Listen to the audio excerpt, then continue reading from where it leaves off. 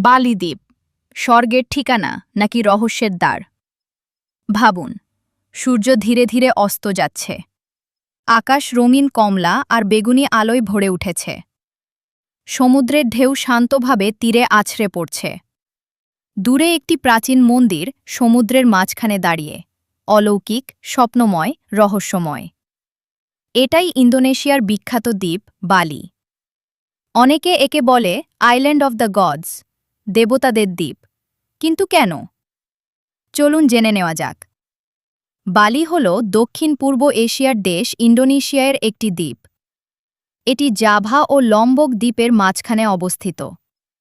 Indonesia বিশ্বের সবচেয়ে বড় মুসলিম সংখ্যাগরিষ্ঠ দেশ হলেও বালির অধিকাংশ মানুষ হিন্দু ধর্মাবলম্বী।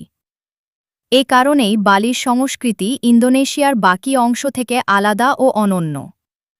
বালিতে আছে 10,000-এরও বেশি মন্দির।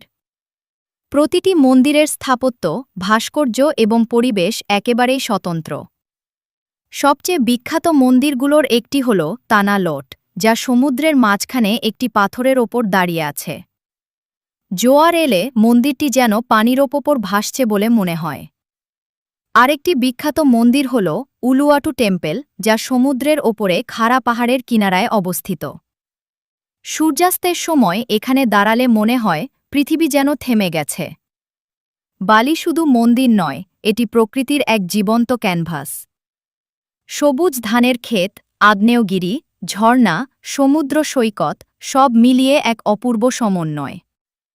বিশেষ করে টেগাল্লালাং রাইস টেরেস তার ধাপে ধাপে সাজানো সবুজ ক্ষেতের জন্য বিখ্যাত। উপরে থেকে দেখলে মনে হয় প্রকৃতি নিজেই যেন শিল্পী হয়ে তুলিতে এঁকেছে এই দৃশ্য। বালির কেন্দ্রস্থলে রয়েছে আগ্নেয়গিরি মাউন্ট বাতুর।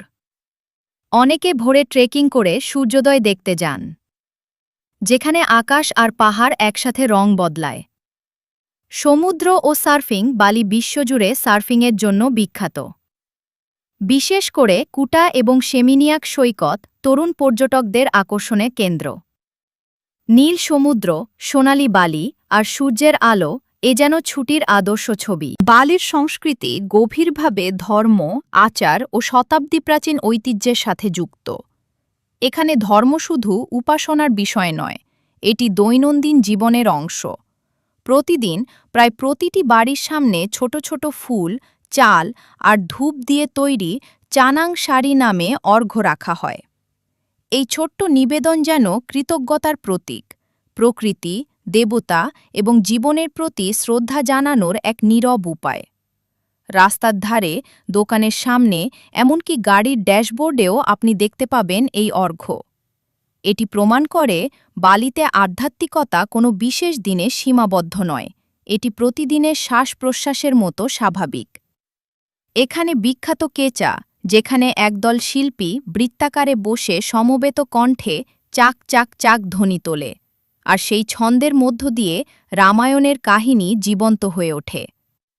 অন্ধকারের মাঝে আগুনের আলো, সুরের একঘেয়ে কিন্তু শক্তিশালী ধ্বনি আর নাটকীয় অভিনয় সব মিলিয়ে এটি হয়ে ওঠে এক মন্ত্রমুগ্ধকর অভিজ্ঞতা।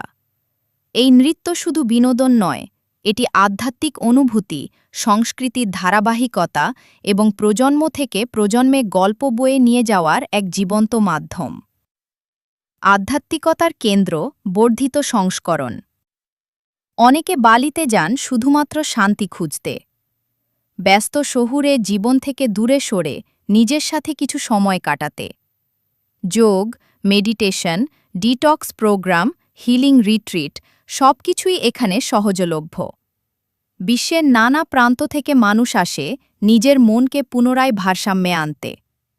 বিশেষ করে উবুদকে ধরা হয় বালির সাংস্কৃতিক ও আধ্যাত্মিক কেন্দ্র। এখানে চারপাশে সবুজ বন, ধানের ক্ষেত আর শান্ত নদীর শব্দ, যা মনকে স্বাভাবিকভাবেই প্রশান্ত করে। উবুদের ছোট ক্যাফেগুলোতে বসে আপনি শুনতে পাবেন হালকা সঙ্গীত আর পাখির ডাক। এখানে সময় যেন একটু ধীরে চলে। ঘড়ির কাঁটার তাড়া নেই, শুধু বর্তমান মুহূর্তকে অনুভব করার সুযোগ। জীবনের ব্যস্ততা, চাপ আর উদ্বেগ এখানে এসে যেন কিছুটা হালকা হয়ে যায়। তবে বালি শুধু স্বর্গ নয়, এ সৌন্দর্যের আড়ালেও রয়েছে কিছু কঠিন বাস্তবতা। পর্যটনের চাপে পরিবেশ দূষক। বালি শুধু একটি দ্বীপ নয়, এটি এক অনুভূতি। এখানে সকালে সূর্য ওঠে নরম সোনালি আলো নিয়ে, আর সন্ধ্যার আকাশ রাঙিয়ে তোলে আগুনের মতো লাল আর কমলা রঙে। এখানে সূর্যাস্ত শুধু সূর্যাস্ত নয়, এটি যেন প্রকৃতির আঁকা এক জীবন্ত শিল্পকর্ম। আকাশ, সমুদ্র আর দিগন্ত একসাথে মিলেমিশে তৈরি করে এক মায়াবী দৃশ্য। এখানে সমুদ্র শুধু জলরাশি নয়, এটি স্বাধীনতার প্রতীক। ঢেউয়ের প্রতিটি ছন্দ যেন মনে করিয়ে দেয় জীবনও প্রবাহমান এবং মুক্ত। বালি আমাদের শেখায় কখনো কখনো থেমে গিয়ে একটু নিঃশ্বাস নেওয়া, প্রকৃতির সাথে একাত্ম হওয়া। এখানে এলে মন হালকা হয়, চিন্তা ধীরে ধীরে দূরে সরে যায়। বালি শুধু চোখে দেখা যায় না, এটি অনুভব করতে হয়। এটি হৃদয়ে জায়গা করে নেয়, স্মৃতিতে রয়ে যায় দীর্ঘদিন। একটি দ্বীপ, বালি, যেখানে প্রকৃতি আর আধ্যাত্মিকতা একসাথে গল্প বলে, আর সেই গল্পে মানুষ খুঁজে পায় নিজের শান্তির ঠিকানা।